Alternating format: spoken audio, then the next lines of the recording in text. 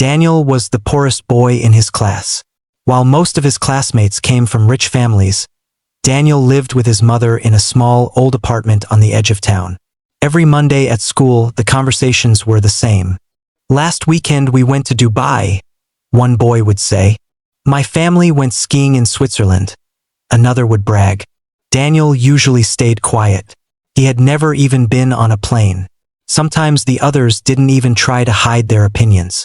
One day during lunch, a few classmates laughed while looking at their phones. "Look at this," one of them said. "Everyone is posting vacation photos. What about Daniel?" Another boy shrugged and said, not even quietly, "What do you expect from him? He's poor." They laughed. Daniel pretended not to hear, but the words stayed in his head all day. That night he fell asleep feeling heavy and embarrassed. But then he had the most realistic dream of his life. In the dream, everything was different. Daniel was older and successful. He lived in a beautiful house with huge windows and a view of the ocean.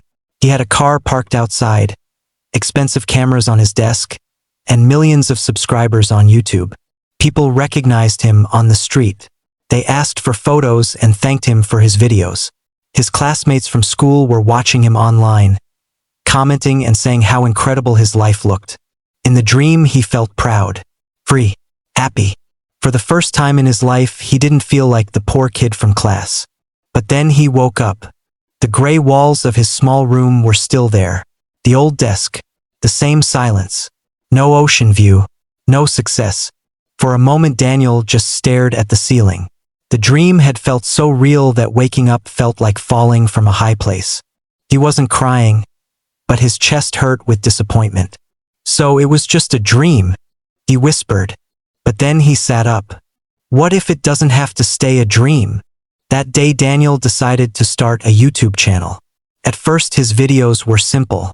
Just a cheap phone camera and ideas he thought were interesting. The first videos barely got any views. But Daniel kept going. Weeks turned into months. Months turned into years. Slowly the numbers started to grow. 100 subscribers. Then 1,000. Then 100,000. People liked his honesty, his stories, and his determination. One day a video suddenly exploded online. Millions of views. Sponsors started writing to him. His channel kept growing. And one day, years later, Daniel returned to his old school for a small event. Some of his former classmates were there. The same people who once laughed,